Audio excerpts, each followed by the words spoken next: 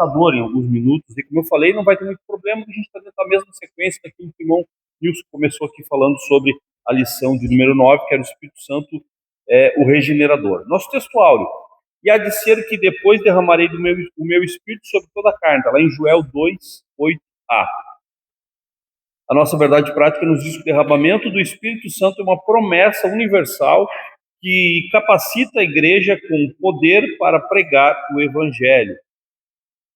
A nossa leitura bíblica em classe, ela está em Joel 2, 28 e 29, que nos diz assim: e há de ser que depois derramarei do meu Espírito sobre toda a carne, os vossos filhos e vossas filhas profetizarão, os vossos velhos terão sonhos, os vossos jovens terão visões.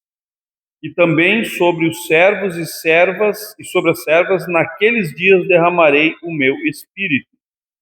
Atos 2, do 1 ao 4. Cumprindo-se o dia de Pentecostes, estavam todos reunidos no mesmo lugar. E de repente veio do céu um som como que de um vento veemente e impetuoso, e encheu toda a casa em que estavam assentados. E foram vistas por eles línguas repartidas como que de fogo, as quais pousaram sobre cada um deles. Todos foram cheios do Espírito Santo e começaram a falar em outras línguas, conforme o Espírito Santo lhes concedia que falassem. Ainda Atos 8, 14 ao 17.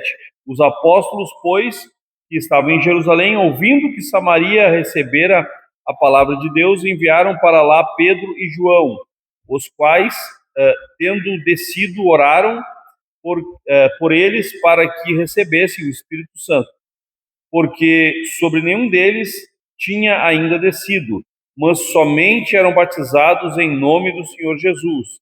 Então lhes impuseram as mãos e receberam o Espírito Santo. 1 Coríntios 12, 4 ao 7. Ora, há diversidade de dons, mas o Espírito é o mesmo. E há diversidade de ministérios, mas o Senhor é o mesmo. E há diversidade de operações, mas é o mesmo Deus que opera tudo em todos. Mas a manifestação do Espírito é dada a cada um para o que for útil. Nessa lição de número 10, nós temos como palavra-chave a palavra poder. Na nossa introdução, nós temos que a promessa do derramamento do Espírito Santo cumpriu-se no Pentecostes e permanece válida até ou para todos os que creem. A atuação do Espírito Santo vai além da obra da regeneração. Como o irmão Nilson falou aqui sobre a regeneração, que é a obra primeira do Espírito Santo na vida do ser humano, o Espírito Santo ele converte o ser humano, como o irmão Nilson muito bem colocou aqui, a uma mudança de vida, ao que nós chamamos também de novo nascimento, que é a regeneração. Então, essa obra do Espírito Santo ela é uma obra automática, ela não é uma obra progressiva, ninguém está sendo salvo. Às vezes, em discipulado, a gente está trabalhando com os irmãos, eu me lembro há muitos anos disso, eu perguntei para um casal se eles eram salvos, né? E os irmãos me disseram: irmão, eu estou tentando, né? Como diz, eu estou trabalhando nisso, eu estou tentando ser salvo, né? Isso é um erro clássico que a gente comete. Na verdade, a gente não tenta ser salvo, porque a obra de salvação ela é obra operada por Deus, né? É Cristo quem opera, não é através das nossas obras que nós somos salvos, somos regenerados. Nós somos salvos quando Cristo diz assim: eis que estou à porta e bato. Se alguém abrir, eu entrarei, serei com ele e ele comigo. Isso é a salvação. Então, o Espírito Santo nos capacita para responder e ele vai e pergunta para nós: você quer a salvação? Né? Então, o Espírito Santo nos capacita, é ele quem chega em nós, é ele quem opera, mas é necessário a resposta do ser humano. E por essa resposta nós somos salvos. E aí acontece a regeneração, e essa regeneração é automática. Né? Um exemplo disso é o ladrão que estava na cruz, o ladrão convertido, né? Ele ali tem todos os elementos da conversão. Ele confessa Jesus como único e suficiente, né, Salvador, como justo que está morrendo sendo justo. Ele se confessou como pecador, né? E ele pede ao Senhor Jesus: Senhor Jesus, lembra-te de mim quando entrares no teu reino. Né? E o que o Senhor diz para ele? Vamos ver aí nessas últimos instantes que tu tem aí na cruz, né? Vamos ver se tu não fizer nada de errado, vamos ver, eu vou pensar no teu caso. Não, Jesus disse categoricamente: ainda hoje estarás comigo no paraíso. Então, é assim que se opera a regeneração. Aquele homem foi regenerado, ainda que ele estava naquele momento sofrendo as consequências de um ato que ele cometeu há pouco instante e que levou ele até a cruz. Mas a salvação é instantânea, é automática. E aí, como diz todo bom crente, né, antigamente já se dizia isso, há poder no sangue de Jesus. Realmente, há poder no sangue de Jesus para regenerar e para salvar automaticamente. Então, o processo da regeneração é automático. Mas aí há um processo, como o Nilson tocou aqui, que é o processo da santificação. Isso não é automático. Só uma escadinha a ser subida. E aí, se eu não me engano, Paulo vai dizer: operai a vossa salvação, trabalhai a vossa salvação. O que ele está falando? Ele não está falando da regeneração, ele está falando da santificação. Vocês receberam? O que Paulo está dizendo? Se eu não me engano, foi Paulo. Ele está dizendo assim: ó, você recebeu a salvação, a regeneração de Cristo, agora você tem que trabalhar nela. Como é que você trabalha com ela? O processo de santificação. As disciplinas espirituais que vão levar a essa santificação, que vai guardar para que essa regeneração não seja perdida. Então, o ser humano opera, sim, essa salvação, se aplicando nessa santificação, porque é um processo que envolve o ser humano. Deus não vai santificar ninguém que não queira se santificar. Então, é por isso que aí entra, é um processo em que o ser humano está envolvido, né? Ele precisa atuar. Então, o Espírito Santo, ele trabalha o quê? A regeneração, que é a primeira obra, é ele que convence o homem do pecado, da justiça e do juízo. A regeneração parte do Espírito Santo no homem, só que ele não para por aí. Há um processo, e nesse processo há o quê, irmãos? Há a promessa de um derramamento do Espírito sobre esse regenerado. É importante que se diga isso, mas às vezes as pessoas confundem. Tem gente que pensa que, irmão, eu sou usado em profecia. Antes de eu aceitar Jesus, estou sendo usado em profecia. Tem gente que pensa que os dons espirituais é para quem não é. Não pode. Né? Há uma lógica. Né? A regeneração é o ponto inicial para todos os dons espirituais. O próprio batismo com o Espírito Santo só pode receber quem é regenerado. Não há exemplo nenhum da Bíblia. Isso é doutrinariamente errado. Pensar que alguém vai ser derramado o Espírito Santo sobre alguém que não é regenerado ainda. Não pode. Lembra que Jesus disse que Deus nos coloca vinho novo em odre velho? O que acontece? Estoura o odre porque o odre não está pronto, não está preparado. Então, tem que se ser uma nova criatura para receber o que? O batismo do Espírito Santo. Se alguém por aí, a gente já ouviu alguma coisa parecida, e diga assim, ó, fui batizado com o Espírito Santo sem ser crente, não procede, isso contraria as Escrituras, o ensinamento das Escrituras. Todo exemplo que nós vamos olhar na Bíblia de pessoas que foram batizadas com o Espírito Santo, elas foram o que primeiro? Elas foram regeneradas, muito obrigado. Ela foi regenerada, aceitou Jesus.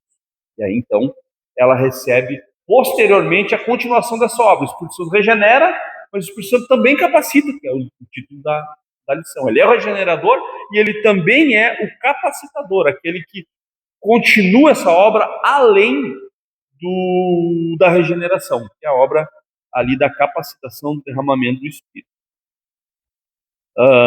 O Espírito Santo é o capacitador do crente para o serviço no reino de Deus.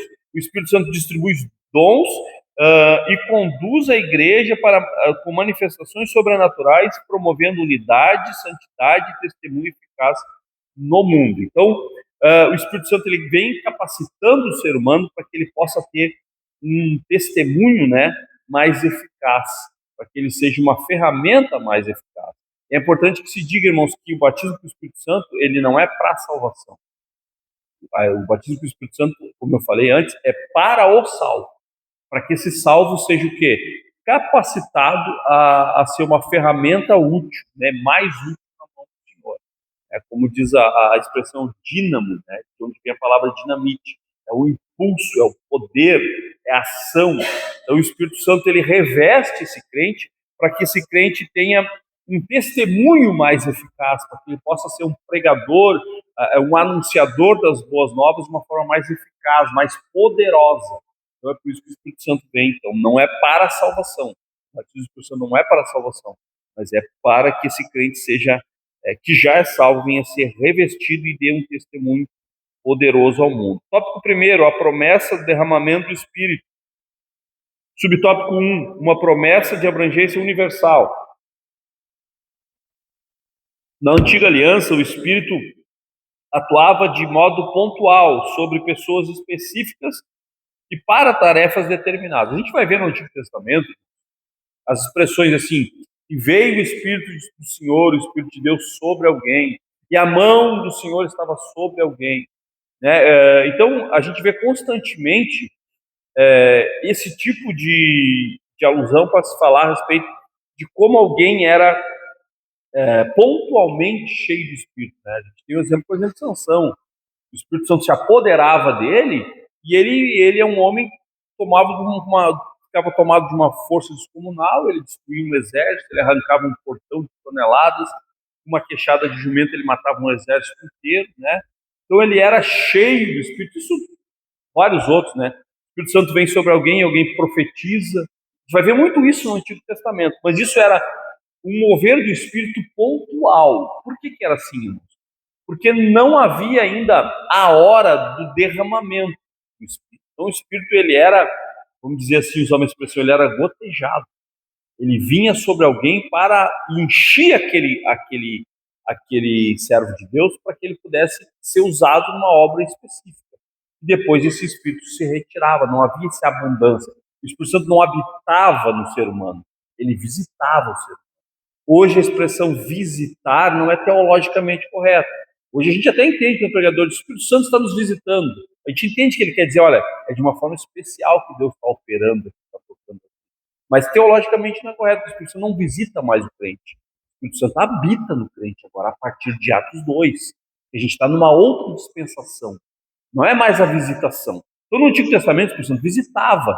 Ele tomava aquele servo, fazia, tomava a boca do profeta, ele falava contra o rei, dizia tudo que dizer, cheio daquela ousadia de Deus.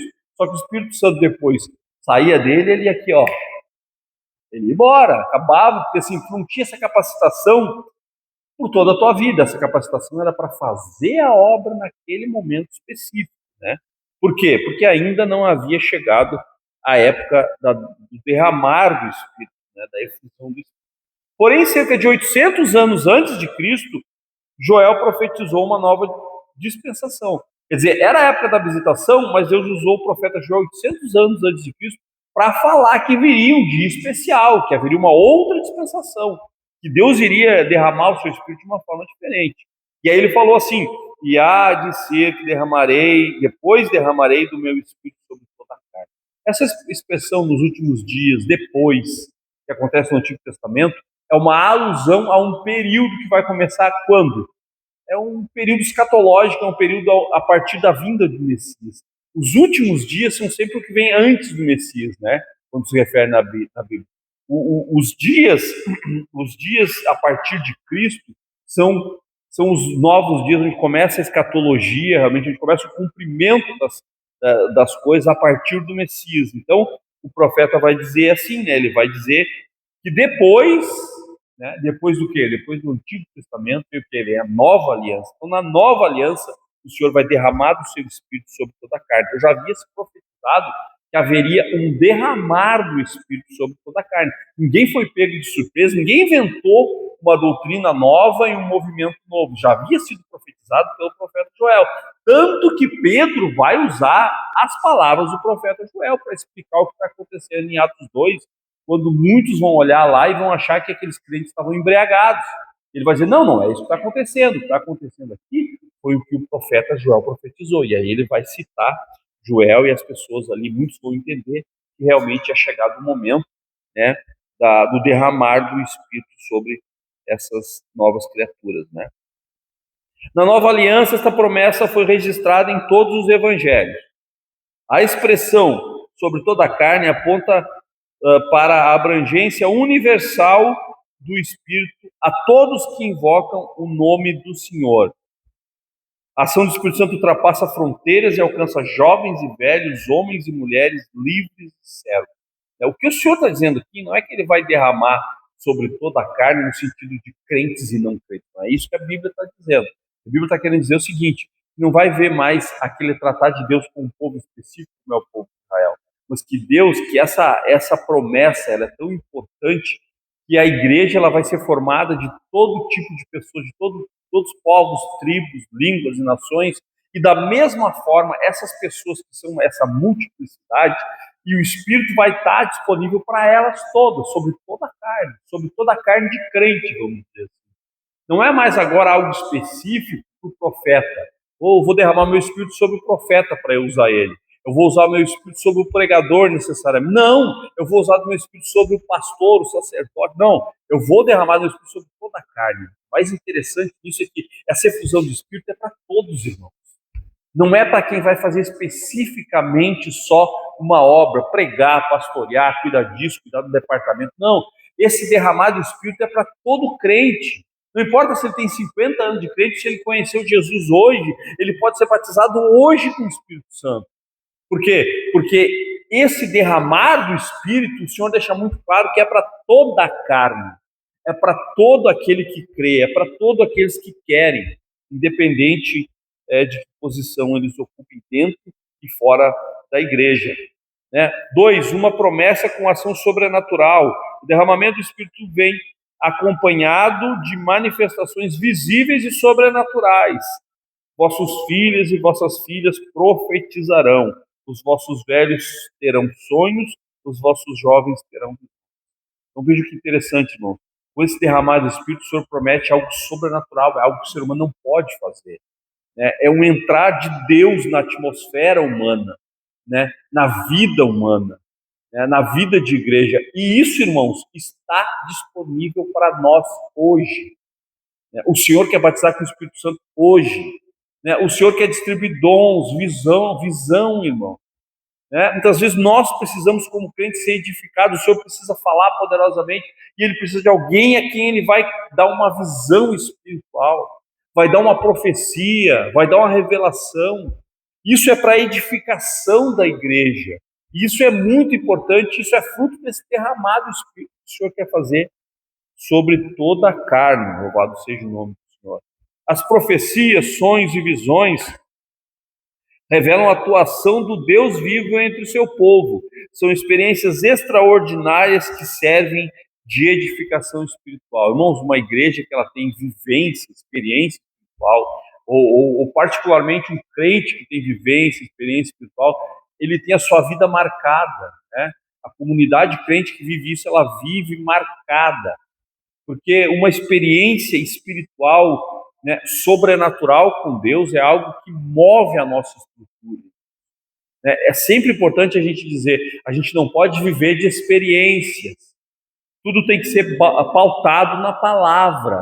Porém, essas experiências são sim muito importantes para a igreja.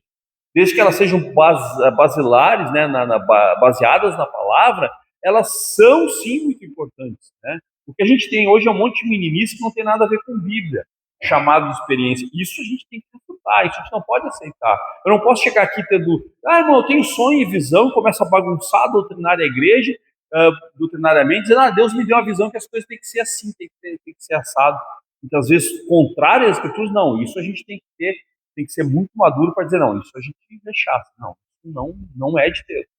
Agora, Deus dá a visão espiritual ainda, Deus dá a profecia, Deus dá a revelação, a gente tem que buscar para que isso seja, irmãos, para a edificação da igreja, para que a igreja seja edificada. Deus criou isso para que a igreja fosse edificada. Então, isso são experiências extraordinárias, irmão, e ainda estão disponíveis à igreja, mas a igreja precisa querer isso, precisa buscar isso, E elas indicam que a vida cheia do Espírito é ativa, dinâmica e sensível à voz de Deus.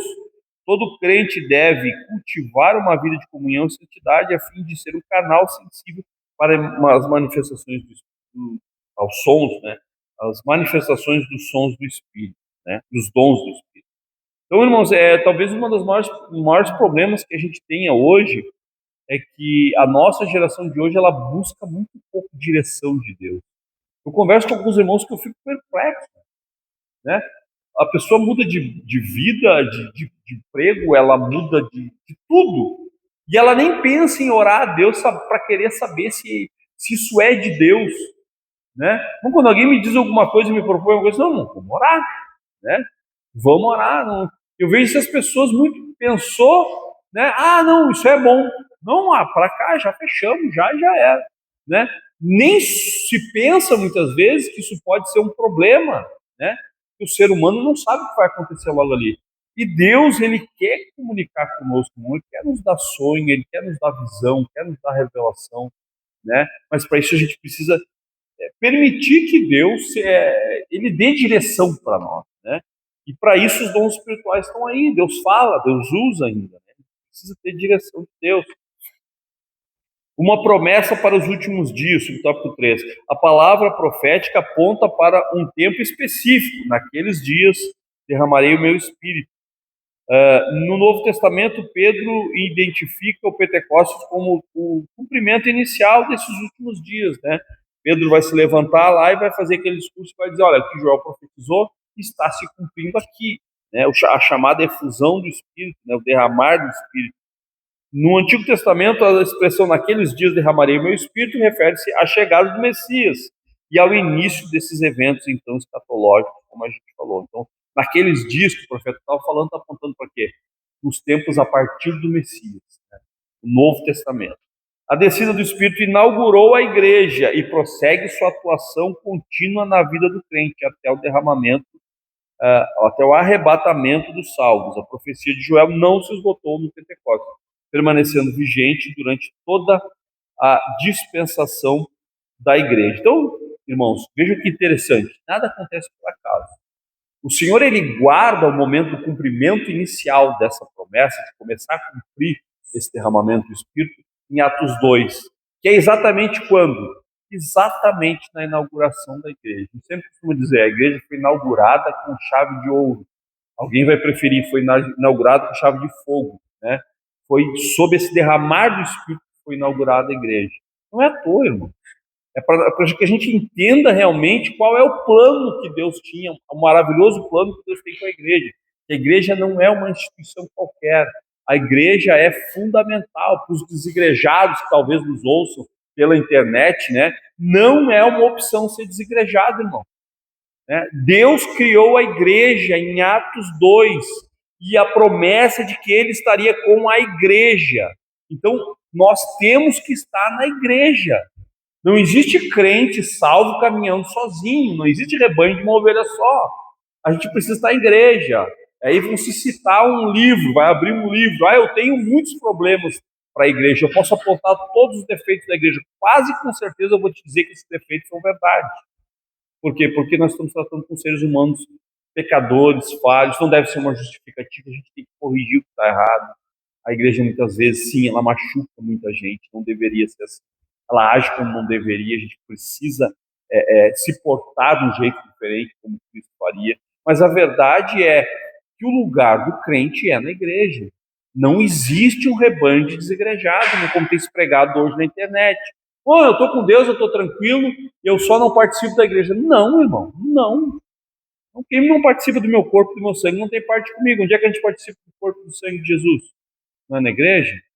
Não vai pegar pãozinho e coisinha na TV que os caras estão ensinando aí, né? Sendo pastoreado pela TV e tomando e sendo consagrado pão e vinho pela TV. Isso não existe, irmão. Não existe. Quem está trabalhando assim está errado. Igreja é comunhão. Ceia é comunhão. A gente tem que estar em comunhão. A gente tem que ser pastoreado por alguém de carne e osso, não alguém que está lá do outro lado da TV. Entendeu? É muito bom, a gente ouve uma pregação e tudo, mas congregar é congregar. Então, congregar faz parte do caminhar cristão. Estou errado, irmão, nisso? Faz parte do caminhar cristão.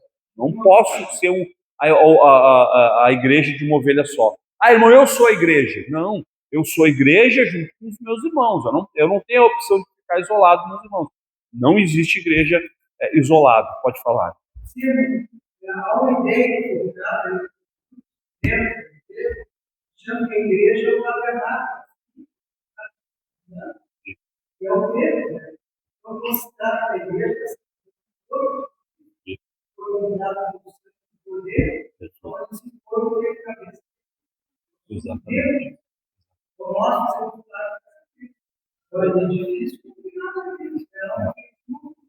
não, é o templo, né? Exato. A verdade, a expressão que a gente usa até errado, né? Nós vamos na igreja, não vamos na. É porta da igreja. Na verdade, aqui é o templo, né? A gente chama de igreja, é uma expressão que mas na verdade a igreja é o corpo místico dos crentes, né? E são irmãos que foram salvos. Inclusive, nem todos que estão na igreja são igreja. Detalhe. Por isso que eu disse, é o corpo místico de Cristo. Se acontecer o arrebatamento no momento em que toda a congregação está congregada, com certeza nem todos vão subir. Então, nem todos são igreja. No nosso meio existem joio e existem trigo. Até por isso que aqueles que dizem assim, não dá para ir na igreja, olha só o que o fulano fez, o que o Beltrano faz. Eu acabei de dizer que existem crentes, o corpo místico de Cristo. Deus tem compromisso com aqueles que foram convertidos, que realmente nasceram de novo. Existem aqueles que não nasceram de novo no nosso meio. Antônio, mas por que não arrancam ele, Jesus? Não era para arrancar. E se a gente arrancasse, tira joio, pode tirar trigo no meio do joio. Então eu não posso sair dizendo, olha, vai embora, não tem mais autoridade, não pode mais ficar conosco, não pode mais vir aqui, porque aqui é lugar de crente e tu é joio, vai embora. Vai que no meio desse processo, esse joio aí pode virar um trigo, eu arranquei ele. Né? Vai que daqui a pouco eu não quero mais, mas Deus não diz que é para a gente tirar ninguém, é para eu pregar a verdade. Se ele se incomodar com a verdade e ir embora, é isso. Sim, mas eu não tenho direito de arrancar ninguém. Eu vou continuar pregando. Vou continuar pregando e ele vai ter que continuar se torcendo ali por conta do pecado. Ou ele se transforma, abre a porta para Deus entrar, ou no momento em que aconteceu o arrebatamento da igreja ou a morte dele, ele vai ser separado. Eu não consigo separar. Quem separa é o Senhor. Mas nós, como igreja, temos que estar aqui. Então não há justificativa para eu dizer assim, não gosto, irmão Nilson. O irmão Nilson me olhou atravessado ali. Aí o irmão Nilson vai dizer, eu amo o Antônio, me olhou com cara feia, como se eu pudesse olhar com outra cara, só tem cara feia, né? Então não adianta muito, irmão, a gente tem que se suportar, essa que é a verdade. Cara feia, não cara feia, o Antônio é meio rude, meio grosseiro. Não, o Antônio vai ter que melhorar um pouquinho, mas isso não é justificativa, até porque a gente pensa assim, né? E a gente deve pensar assim, o irmão Antônio é rude, é grosseiro, e eu não... E o que Jesus tem a ver com isso? Eu vou deixar de seguir Jesus porque eu não gosto da cara do Antônio, porque o Antônio é grosseiro, porque o Antônio é um crente mal convertido. Tudo bem, mas o que Jesus tem a ver com isso? Então a igreja é de Jesus, irmão. Ela é de Jesus, não é do Antônio, não é do Nilson, não é do pastor, não é de ninguém. Ela é de Jesus. Então a gente tem que continuar servindo a Jesus. É assim que funcionam as coisas. O Espírito Santo veio com o poder do alto. O Espírito Santo é a terceira pessoa da Trindade e seu derramamento no Pentecostes cumpre a promessa do Pai e a mediação do Filho. Antes da ascensão, Jesus assegurou aos discípulos que eles seriam revestidos de poder. Isso é que é o batismo do Espírito Santo, não, um revestimento de poder. Como a gente falou, não é salvação, é um revestimento de poder para quem já é salvo, já foi regenerado. Você é revestido de poder. Não é o selo a gente recebe quando a gente aceita Jesus. O batismo é um revestimento de poder, para que você seja capacitado para fazer melhor, dar melhor o teu testemunho, viver, mais perto de Jesus. Então você é capacitado para ter mais poder para ser crente. É isso que o Espírito Santo faz quando nós somos batizados no Espírito Santo. Então esse revestimento significa vestir-se como uma armadura e aponta para uma capacitação sobrenatural e indispensável para testemunhar a Cristo. Lembra que Jesus falou para os discípulos ficar em Jerusalém, até que do alto seja o quê? Revestidos de poder.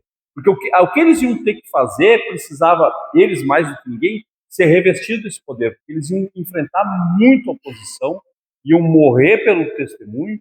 Então, o que eles precisavam? Eles tinham uma mensagem, eles já eram crentes. O que eles precisavam? Eles precisavam ser revestidos de poder. Da mesma forma, às vezes nós temos o testemunho, nós temos a palavra, nós precisamos do quê? O revestimento de poder para a gente poder, então, fazer a obra de Deus. Esse poder, o dinamis, é a força para resistir o pecado, ousadia para proclamar o evangelho, autoridade para operar milagres e soberania para edificar a igreja. Vamos, os sinais aqui, vou passar ligeirinho, agora já foram.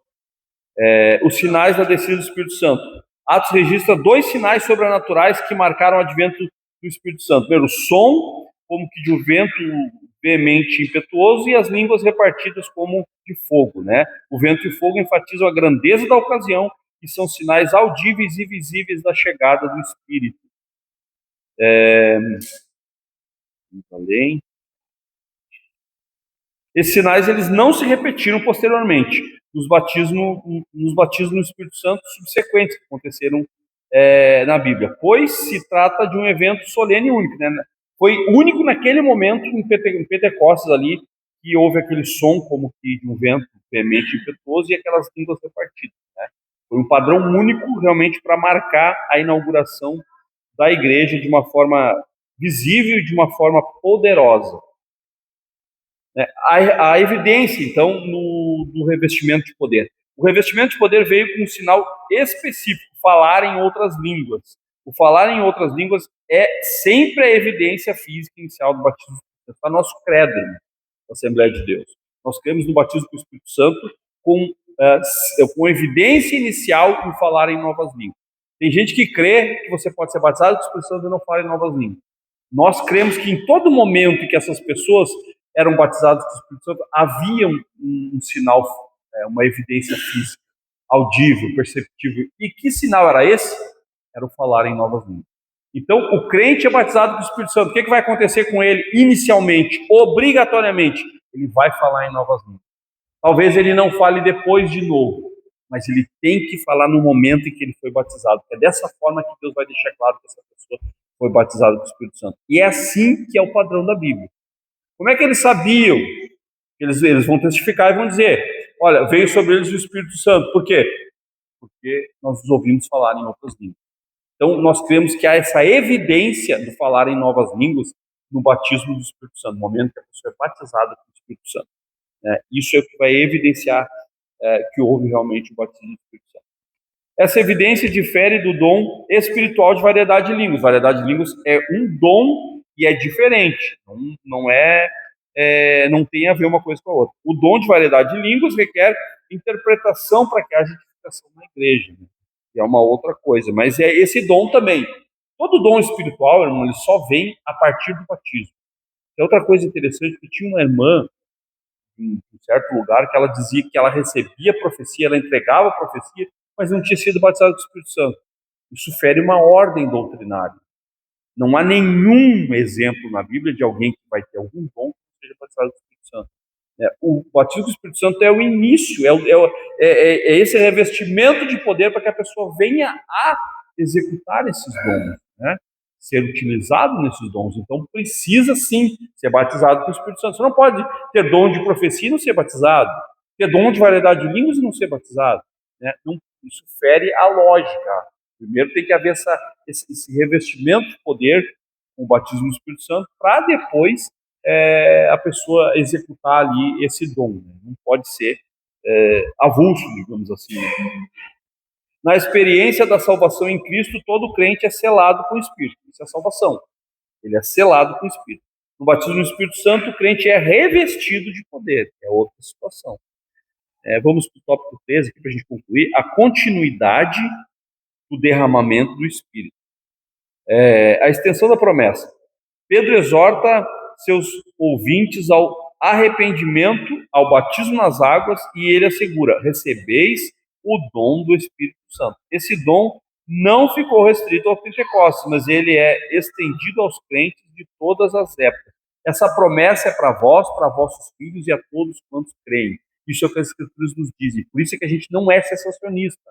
A gente é continuista. A gente crê que o Espírito Santo vai continuar, a gente vai continuar sendo batizado com o Espírito Santo, toda geração de crente, né? Até o final da era da igreja. Por quê? Porque isso é o que foi profetizado. Isso é para vós, para vossos filhos e para todos quantos crerem, essa capacitação. Então nós não cremos, e não há, irmãos, texto algum na Bíblia que diga que os dons cessaram. Os cessacionistas dizem, mas isso é porque não tinha o cânon ainda, não tinha o Novo Testamento formado. Foi por isso que tinha o batismo. Ninguém pode dizer que não havia batismo do Espírito Santo, não havia os dons. É muito claro na Escritura. Eles são obrigados a crer, eles creem no batismo do Espírito Santo, só que eles acham que para nós cessou. Só que a Escritura não diz uma vírgula sobre isso. Muito pelo contrário, o texto que eu acabei de citar diz que essa promessa era para eles, para os seus filhos e para todos quantos crescem. Então, não há sentido de nós sermos cessacionistas, irmão. Nós somos continuistas, nós cremos que o Espírito Santo continua trabalhando igualmente como trabalhava em Pentecostes e a partir daí. Na casa de Cornélio, a regeneração ocorreu pela fé em Cristo e o batismo no Espírito Santo precede o batismo em águas. Em Samaria e Éfeso foi derramado após a conversão. Veja bem, as pessoas nem eram batizadas em águas, mas foram batizadas no Espírito Santo. Por quê? Porque elas se converteram. Recebeu a conversão, você pode a partir dali receber. Você não pode ser batizado antes da conversão, antes da regeneração. Mas esses aqui, por exemplo, eles ouviram a palavra, se converteram e Deus os batizou com o Espírito Santo, né? Interessante isso. Há momento específico, irmão. Isso também é algo, porque Deus faz, o Espírito Santo, ele distribui como apraz. Tanto os dons, ele distribui como apraz, como um momento. Há pessoas que são batizadas com o Espírito Santo no momento da sua conversão. Nós temos um exemplo bíblico disso. Há pessoas que vão ser batizadas com o Espírito Santo anos depois, né? Por quê? Porque não existe, então, uma tabela. O Espírito Santo ele faz como lhe apraz, né? Conforme ele entende. O Espírito opera com diversidade e unidade. Paulo ensina que há diversidade de dons, mas o Espírito é o mesmo. Os dons são diferentes, mas o Espírito que opera é o mesmo. O termo diversidade aponta para a variedade de dons, operações e ministérios. O que há de lindo na igreja, irmãos, é que nós não somos iguais. Deus nos usa de jeito diferente, Deus dá dom de jeito diferente, a nossa história de vida e de conversão é diferente, porque nós somos seres diferentes, nós somos membros de um corpo. Um dedo não é, nem os dedos, irmãos, são igual ao outro. São dedos, mas são diferentes. Os dedos da mão, os dedos dos pés. Cada um tem a sua função e tudo coopera para um corpo. Isso é uma visão da igreja, isso é uma tipologia da igreja. Então, a diversidade de dons, a diversidade de operações e ministérios, mas é o mesmo Espírito que opera para a glória do nome do Senhor. Louvado seja o nome do Senhor. Então, a Trindade inteira, ela participa. O Espírito distribui os dons, o Filho dirige o ministério e o Pai opera os resultados. Tudo resulta em uma igreja cheia de poder, unidade, ligada a Cristo, né, ligada a Cristo, o cabeça da igreja. O falar em línguas é a evidência inicial do batismo no Espírito. O fruto do Espírito e os dons espirituais é a sua evidência contínua. Então, falar em línguas, irmão, é o que vai dizer que o crente foi batizado com o Espírito Santo, é evidência.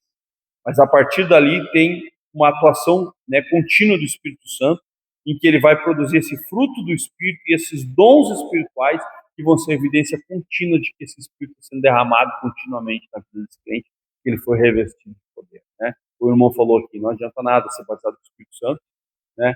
Ele foi batizado naquele momento, mas daqui a pouco tu olha ali a sequência de vida dele, ele não vê. Ele foi cheio naquela hora, ok, mas ele não trabalhou essa santificação. Ele foi regenerado, ele foi batizado, mas daqui a pouco ele descuidou e ele não está mais buscando. O que começa a acontecer? Aí o fruto é a evidência. Você vai olhar, não acha o fruto. Por isso que a gente não pode se confundir com barulho. Ah, que bênção! Caiu fogo do céu, era sapateio, era língua estranha, era revelação, ok. Aí vamos olhar o processo depois, vamos olhar no fruto, e Jesus vai deixar claro, pelo fruto vos conhecereis, né? Muitas vezes há um movimento e a gente vai olhar o fruto e não há o fruto. Então o fruto é evidência de que continuamente o Espírito Santo está mantendo esse crente cheio. A gente tem que procurar ser cheio sempre, a gente é como um copo. Fui batizado, fui regenerado, fui batizado, enchi o copo, pronto, vai ficar cheio agora até a vinda de Jesus. Não, a gente pode ir perdendo. E se a gente não mantiver cheio, não se manter cheio do Espírito, o que acontece? É possível que aquele que teve tudo isso, que foi cheio, que foi tudo autêntico que ele recebeu, logo ali na frente ele é um copo vazio. Você não vê mais o fruto do Espírito, você não vê mais nada nele. Por quê? Porque ele não se manteve cheio. Então, ser cheio não é uma atividade única, irmão, uma atitude. Ser cheio é um processo contínuo. A gente tem que ser continuamente cheio da presença de Deus. Amém, irmãos? Louvado seja o nome santo do Senhor. Então, o Espírito Santo, ele nos capacita para aquilo que for útil. Dentro dessa percepção de dons e ministérios, o Espírito Santo, ele nos enche para quê? Para que a gente servir, irmão. A síntese de tudo, Deus batiza com o Espírito Santo, e Deus dá dom, Né? Para que Deus faz isso? Para a gente se ensoberbecer? Eu vejo gente soberba, tem gente soberba. Eu vejo gente que... Eu já vi gente com dom de profecia judiar da igreja. Caminhar no meio da igreja, eu vi os irmãos se encolherem assim, visitantes se encolher. Eu vou falar, porque eu não sei o quê. Judiando da igreja, e os irmãos tudo encolhido.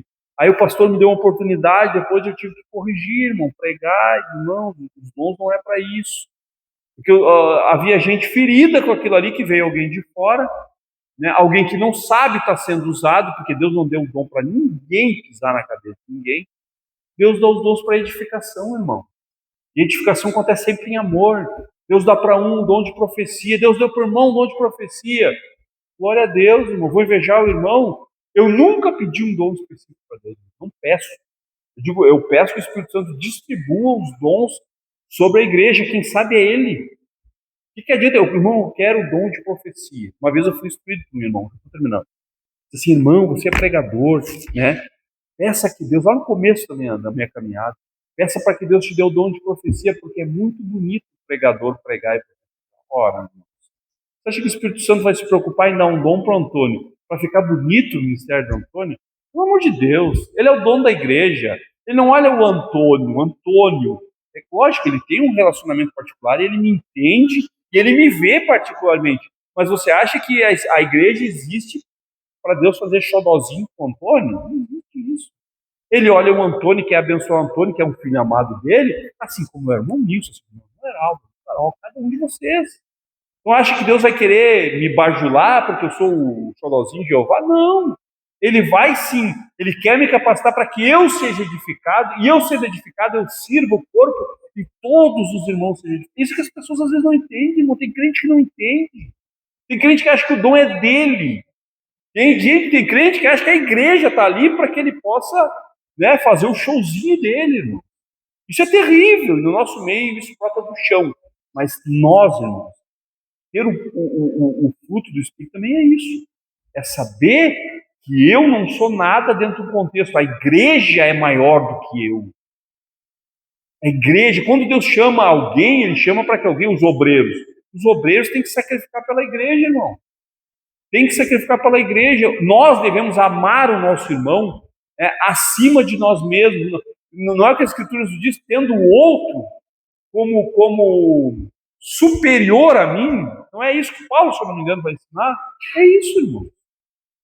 Então a gente só está aqui para servir, irmãos. A gente só está aqui. E quando a gente recebe um dom, que esse dom seja para enriquecimento da igreja. Não para meu status pessoal, mas para que a igreja seja edificada. Amém, irmãos? Deus abençoe os irmãos. Vamos fazer uma oração. Nos perdoe, a gente passou uns minutinhos. A gente deu 2 lições em uma, né? Pelo menos ficamos redondinhos, não perdemos uma lição, não vamos ficar faltando tijolinho, né, irmão? A gente não vai ficar capenga, a gente pode continuar aí, o trimestre vai ser bem. Deus abençoe os irmãos, muito obrigado pela presença. Quem não tomou a ceia, a gente vai ministrar a ceia depois, o irmão fica conosco, a gente vai ministrar a ceia depois aí, tá bom? Quem não teve no domingo. Vamos orar então. Pai amado e Deus soberano, nós te damos graças, Senhor, pela tua misericórdia, tua graça, pelas lições que tivemos aqui hoje, Senhor. Nós pedimos que essa palavra que estudamos, dessas lições, ela possa não só estar na nossa mente, mas ela possa descer ao nosso coração. Se em algum momento há, Senhor, uma soberba em nosso coração, há, Senhor, um desejo por ter um dom, ou quem sabe tenhamos já esse dom, e não saibamos, Senhor, que ele é para a edificação do corpo, Senhor, e que nós estamos aqui dentro, Senhor, de um corpo ao qual o Senhor ama, e ao qual o Senhor entregou a sua vida, o teu sangue por eles.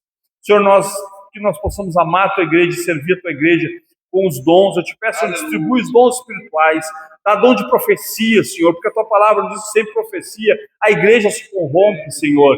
Levanta, Senhor, homens e mulheres com dom de profecia, quem te apraz, como o Senhor quiser, do jeito que o Senhor quiser, Senhor, da forma que o Senhor quiser. Distribui os dons espirituais e enriquece a tua igreja, que a tua igreja seja edificada para a glória do teu nome. Nós te agradecemos por tudo, Senhor, em nome de Jesus.